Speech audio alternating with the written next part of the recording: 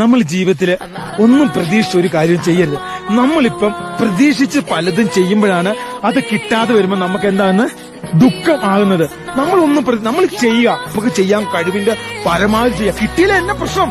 നമ്മളിപ്പോ ഒരു ചെറിയ കാര്യം, നമ്മൾ കാനഡയ്ക്ക് പോകാൻ വേണ്ടി നോക്കി, അത് നടന്നില്ല എന്ന് വിചാരിച്ച് നമ്മൾ ദൈവത്തെ കുറ്റം പറഞ്ഞിട്ടോ അല്ലെങ്കിൽ വീട്ടുകാരെ കുറ്റം പറഞ്ഞോ നാട്ടുകാരെ കുറ്റം പറഞ്ഞോ ഒരു കാര്യമില്ല. അതിലും വലിയ എന്തോ ഒരു സംഭവം നമുക്ക് വേണ്ടി ദൈവം കാത്തു വെച്ചിട്ടുണ്ടെന്ന് നിങ്ങൾ ചിന്തിക്കണം, അല്ലേ?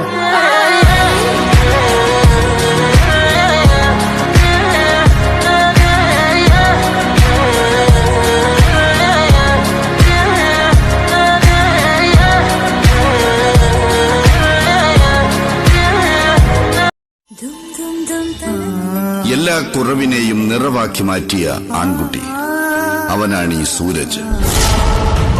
പക്ഷേ നനച്ചിരിക്കാതെ എത്തുന്ന ഈ വില്ലന് മുന്നിൽ ഇവൻ അടിയറവ് പറയുമോ?